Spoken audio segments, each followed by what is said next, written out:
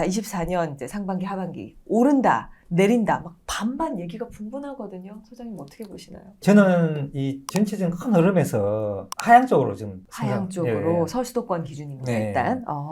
왜 그러냐면 작년에 이제 일시적인 반등할 때 그게 일시적이냐 아니면 장기이냐 이렇게 이제 많은 논란이 많았잖아요. 네. 그 이유를 제가 전세 가율을 보고 네. 설명을 드렸잖아요. 이거는 일시적인 반등이다. 왜 그러냐면 이 추세가 밑으로 가는 추세이기 때문에 이걸 끌어올리면은 굉장히 많은 에너지가 필요하고 전세가 상승률이 나와야 되거든요. 네. 그게 안 나오기 때문에 다시 상승하기 힘들다. 임시적인 하락에 그칠 거다. 또 우리가 상승을 이어가려면은 이 조건들이 필요하거든요. 실수요자분들은 네. 주거 부족이라는 걸 느껴야 되고요. 그렇죠. 투자자들은 수익률이 나와야 돼요. 이 두 개의 조건이 됐을 때 투자와 실수요가 같이 움직이거든요. 네. 시장이 커지거든요. 지금 실수요자 조건들은 약간 남아있는데 투자자가 움직일 수 있는 조건은 아니에요. 그 연결이 안 돼요. 수익률 관점에서 안 되는 겁니다. 수익률이. 지금 수익률이 뭐로 해서 나오냐면은 전세 가율로 나와요. 전세가요. 여기 그래프가 어떻게 되냐면은 네. 여기 이제 붉은색 보이는 게 전세가 상승률이고 푸른색이 이제 매매가 상승률이거든요. 네. 요 위에 회색으로 보이는 게 이 전세 가율이에요. 이 전세 가율 이게 지금 수도권 제일 중요한 그래프예요. 이게요. 근데 이 그래프가 어떻게 만들어지냐가 이 속에 중요한 뜻이 들어가 있어요. 네. 누적 공급량으로 만든 그래프예요. 수도권 시장에는 아주 독특한 특성이 하나 있어요. 어떤 특성이죠? 우리가 이제 시장을 상승을 시키려면은 어떤 조건을 만들어야 되는데 네. 수도권 시장은 아주 크잖아요. 네. 그럼 이분들이 주거가 부족하다는 걸 느껴야 되잖아요. 그러니까 이 부족함을 느끼는 시간이 굉장히 오래 걸려요. 그게 모여서 하나의 조건이 되는데 네. 상승 조건이 하나 만들어져야 돼요. 그렇죠. 그 만든 조건이 굉장히 오래 걸려요. 그리고 이분들이 부족함을 느껴서 집을 사게 되게 되면은 네. 이제 전세가가 매매가 오르잖아요. 그렇죠. 그럼 이걸 해소하기 위해서 공급을 집어넣잖아요. 네. 충분히 공급되는 시간도 오래 걸려요. 그래서 상승도 길고 하락도 긴 거예요. 우리 하락을 하게 되면 첫 번째 나온 게 뭐냐면은 수도권은 공급의 흐름이 반대예요. 하락하게 되면 공급이 줄어요. 공급하게 되면은 우리가 공급 못 하잖아요. 살 사람이 없으니까. 그렇죠. 공급이 줄면서 전세가가 먼저 상승합니다. 근데 전세가 상승한다고 먼저 상승하는 거 아니에요. 매매가가. 상승의 조건을 만들어야 돼요. 그 만든 동안 시간이 필요해요. 이 시간이 언제까지 걸리냐면 여기 한번 보시면은 네. 서울 수도권이 여기가 이제 전세가 상승률이고 여기 매매가 상승률이잖아요. 네. 여기서부터 순서가 바뀌는데 2008년 9년 넘어가면서 네. 전세가 상승률이 높게 나오죠. 네. 붉은색이. 올라가기 네, 시작하네요. 매매가 떨어지죠. 네. 전세가가 올라가 매매가 떨어진다는 계획이 붙잖아요. 그렇죠. 이게 언제까지 지속되냐면은 2016년까지 됩니다. 여기 있죠. 네. 전세가 높게 있잖아요. 네. 매매가 여기 밑에 있죠. 계속 붙어요. 이때까지는 상승기의 전반부예요. 전세가율 그래프가 아주 급격하게 올라가는 네. 게 눈에 띄네요. 네, 여기서 언제부터 상승하냐면 여기서부터 상승하면 2013년부터 상승해요. 근데 여기가 이제 올라가면서 공급을 막 하거든요. 네. 수도권이 공급 그래프 보게 되면 여기 공급이 많이 나와요. 특히 17년, 18년, 19년도 여기 공급이 많이 나옵니다. 네. 전세가 막 쌓이잖아요. 네. 그러면 전세가율 더 매매가 더 치고 못 올라가요. 그러면서 저게 그래프가 밑으로 내려옵니다. 꺾였네요. 네. 매매가가 위에 있고 전세가 밑에 있죠. 네. 한 번 더 위에 넘어가지 못하죠. 그렇죠. 계속 벌어져요. 근데 실수요자 남아있기 때문에 매매는 계속 올라요. 네. 그 대신 뭐가 빠지냐면 투자자가 빠지기 시작합니다. 지금 전세가율이 지금 얼마냐면 서울은 50%, 51%예요. 50%의 내 돈 있어야 투자가 가능한 거예요. 맞아요. 들어가시겠어요? 아니요. 안 들어가죠? 네. 일단은 하락세로 이제 계속 갈 것이다라는 걸 좀 전제를 깔고 가야겠네요. 저는 좀 그렇게 보고 있고요. 어떤 분들은 이제 하락했기 때문에 다시 상승한다는 분도 있잖아요. 맞아요. 근데 이걸 하나의 사이클로 볼 건지 아니면 사이클 끝나고 다시 상승한 제 사이클로 볼 건지의 차이예요. 새로 시작할 건지 네. 아니면 아직 그 안에 있는지. 네. 그렇죠. 저는 하나의 사이클을 보고 있고요. 아직 그 안에 있다. 네. 하락이 더 나와야 된다고 보고 있고 다시 상승하신다 분은 하락이 끝나고 재차 오른다 이렇게 분석하실 거예요. 그렇죠. 네, 저는 그렇게 보지 않는다. 소장님의 의견은 분석을 해봤을 때 아직은 더 하락세다. 저희가 기사를 한번 보면 요 기사 보니까요. 서울 송파구 대단지죠. 헬리오시티에서 거래량이 1년 1개월 만에 한 자릿수로 줄어들었다. 엄청난 사실 규모의 또 대단지인데도 불구하고 저희 거래량이 떨어지면 뭐 집값 지금보다 더 떨어진다고 볼 수 있을까요? 그것도 궁금해요. 근데 저는 약간 떨어진다고 보고 있어요. 많이 떨어진다고 보고 있지 않고 왜냐하면은 그 우리가 금리 하락으로 네. 1차 하락했잖아요. 네. 아마 하락을 하지 않고 갔다면은 아마 크게 떨어졌을 거예요. 근데 하락했기 때문에 덜 떨어진다고 보고 있는 거예요. 그래서 하락의 폭은 좀 상대적으로 작다. 그렇게 보고 있고요. 이 거래량에 대해서 이제 많은 분들이 이야기하고 이제 그에 미쳐서 매물량이 많이 늘어나고 있잖아요. 네. 근데 거래 양은 결과거든요. 현재의 어떤 시장을 그대로 반영한 결과이기 때문에 네. 너무 많은 의미를 부과할 필요는 없다고 보고 있고요. 어. 그리고 거래 양이 나올 수 있는 환경이 되는가 안 되는가를 보면 돼요. 앞으로. 환경을 봐라. 환경을. 앞으로 어떻게 된가. 그게 예측이잖아요. 그렇죠. 지나간 거 뭐 몇 건 된 거 그거 알아서 뭐 하게요. 그렇죠. 네. 몇 건은 결과예요. 결과 가지고 우리 시장을 예측할 수 없어요. 그래서 거래량이 극히 줄어든 건 맞습니다. 제가 보는 거래량 준 거는 이제 금융 환경. 네. 금융 환경이 지금 대출하는 게 너무 나빠요. 그럼요. 그리고 투자자가 들어갈 수 없는 환경이에요. 네. 그게 가장 크고요. 이게 해소되려면은 이 이제 금융 환경이 좀 풀어져야 되고요. 그렇죠. 첫 번째. 네. 두 번째 투자 환경이 만들어져야 되는데 이거는 우리가 할 수 있는 게 아니에요. 시장이 만들어야 되고 정부에서 규제가 좀 풀려져야 됩니다. 시장만 만들어져야 되는데 시장은 아직 안 만들어져 있어요. 그래서 매매가 그래 늘지 않습니다. 네. 우리가 집을 사는 이유는 집을 왜 산다 생각하세요? 집을 사는 거. 네. 뭔가 안정적으로 거주하고 싶고 네, 이왕이면 네. 가치가 올랐으면 네, 좋겠고.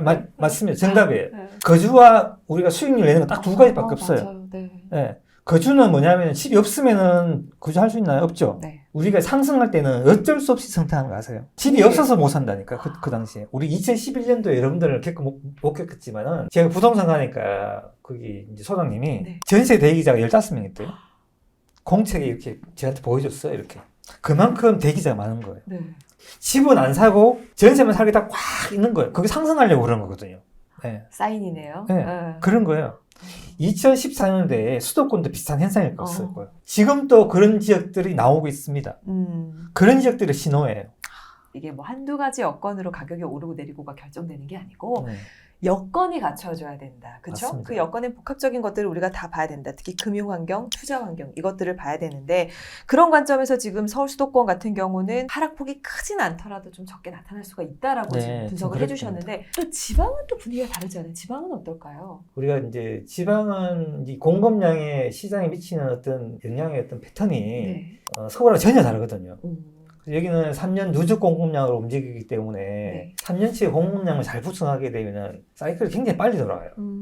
이번에 2020년도 하락할 때 네. 공급이 없는 상태에서 하락하는 지역들 많아요. 네. 그거는 원래 하락이 아니에요. 원래 그렇게 하락하게 되면 짧은 하락이 나오게 돼 있습니다. 그렇죠. 우리가 IMF나 금융위기 때는 위기에 의한 하락이잖아요. 네. 그 뒤에는 많은 상승이 나오거든요. 네. 그게 대표적인 게 우리 부산이었어요. 2007년, 8년도에 공급량이 되게 적었는데 8년부터 상승 바로 했거든요. 네. 7년, 8년부터. 금융위기 상태에서 상승했다고요. 공급이 없기 때문에.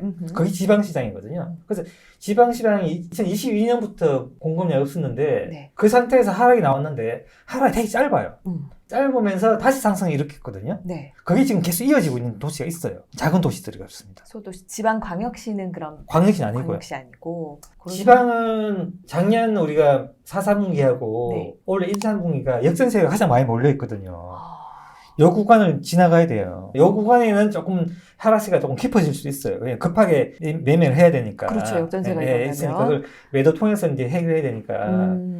그 구간에 좀 하락세 깊어지고 이제 후반으로 갈수록 하락세는 얕아지고 네. 상승률이 높아지고요. 전세의 반등은 더 높아지는 거죠. 하반기 갈수록. 오히려 서울 수도권보다 지방은 올 하반기부터도 그런 흐름이 일어날 수가 있네요. 네, 저는 그렇게 보고 있습니다.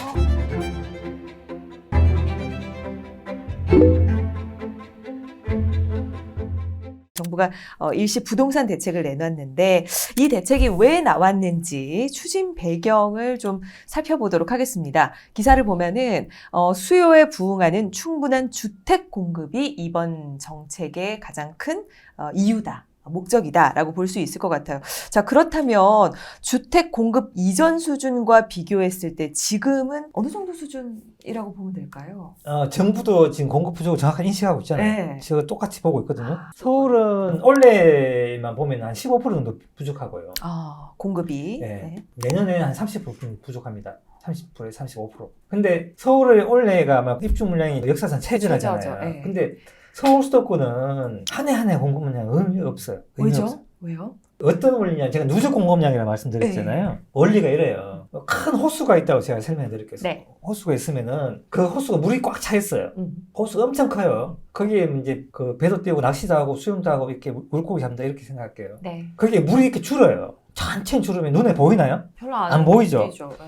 물이 줄어서 계속 내려가서 이제 물이 너무 많이 줄어서 바닷가에 왔다 생각해 보세요. 그때 물이 없다 난리겠죠. 많이 줄어야 볼 네, 것 같아요. 많이 보이 줄죠. 네. 그때부터 물이 없다가 난리잖아요. 그렇죠. 공급 수도권 똑같아요. 수도권에. 네. 물이 바닥이 돼야 공급 부족을 느낀다고. 2,500만 도시에 있는 분들이.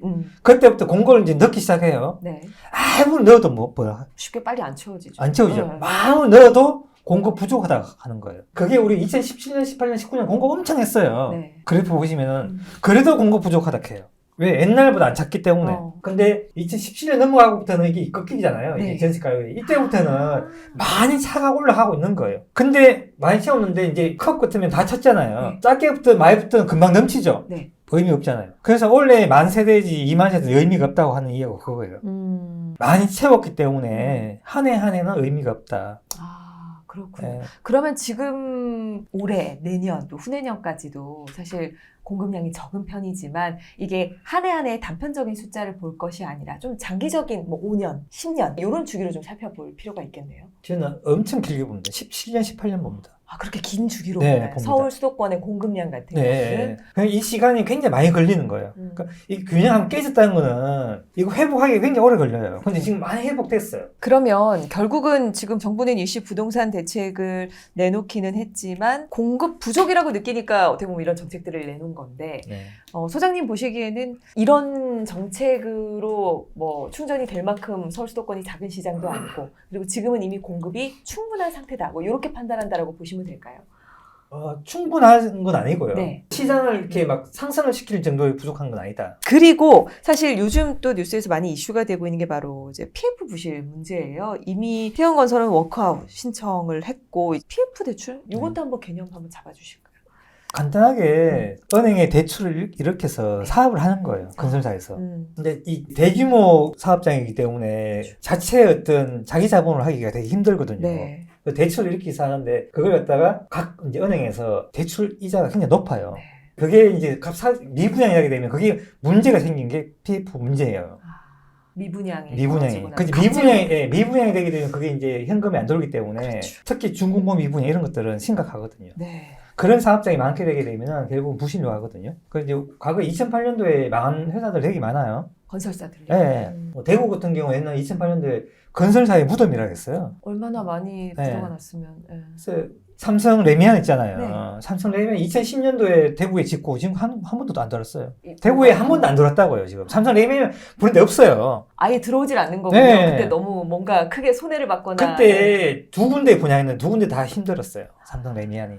대구는 그때가 분양가에 30% 할인했어요. 새 아파트를요? 네, 30%요? 네, 할인했어요. 그리고 그때 아파트 사면은 1+1도 했어요. 네? 아파트 한 채 사면 한 채 더 줬다고요. 그런 것도 있었어요. 그 정도로 미분양 사태가 네. 심각했고. 그리고 BMW를 한 대 다 줬어요. 그때 사신 분들은 네. 정말 했는지. 그게 엄청 많이 올랐다, 지금. 시장이 계속 돌고 돌잖아요. 네. 지금의 어떤 위기를 너무 위기라 보지 마시고요. 네네. 네, 그래서 뭐 그거는 이제 그래서 소장님의 의견이 궁금해요. 그러면 이 PF 사건이 어떤 영향을 미칠 거라고 좀 예상을 하시나요? 부동산 시장에 두 가지 큰 환경이 존재하거든요. 네. 이쪽 환경은 금융 환경이에요. 이 금융 환경은 뭐냐면 금융에 관련된 모든 것들이에요. 우리 소득 뭐 이런 거 있잖아요. 네. 이런 것들 다 이제 금융 환경에 이야기하고 또 한쪽이 뭐냐면 어떤 지역에서 나오는 공간 시장이라고 하는데 지역에서 나오는 수급 환경이에요. 이 두 개가 만나서 하나의 환경이 되겠는데 네. 이 금융 쪽에서 분석하는 환경은 PF는 굉장히 위험하게 보거든요. 이게 이제 건설사의 위기가 은행 위기로 하고 그렇죠.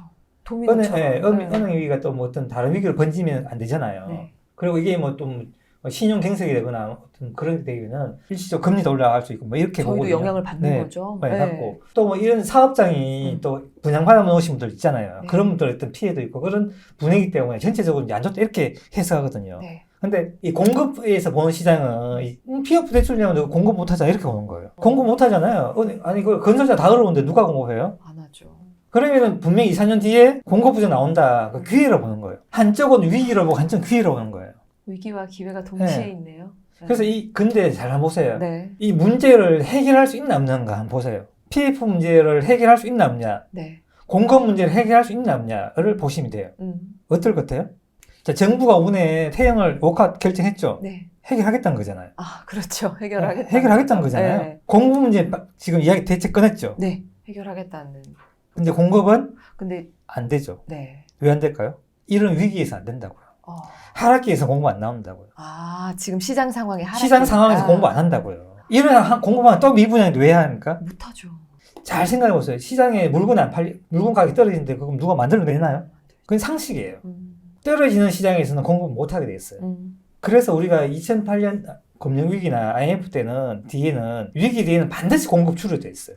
어쩔 수 없이. 어쩔 수 없이. 예. 그 공급량이 지금 2024, 25, 20년 똑같습니다. 공급 줄여 있는 양이. 그래서 제가 볼 때는 굉장히 큰 기회가 오고 있는 거예요. 사실은. 사실 지방시장에서는. 그러네요. 단기는 위기고 조금 길게 보면 기회죠. 단기적으로는 위기지만 장기적으로 기회다. 특히 기회다. 우리 같은 입장에서는 네, 기회다. 그래서 내가 위기를 판단할 건가 기회를 판단하면 그건 본인이 선택하셔야 되는 거예요. 저는 후자를 선택하는 거죠. 기회라고. 네. 보시고.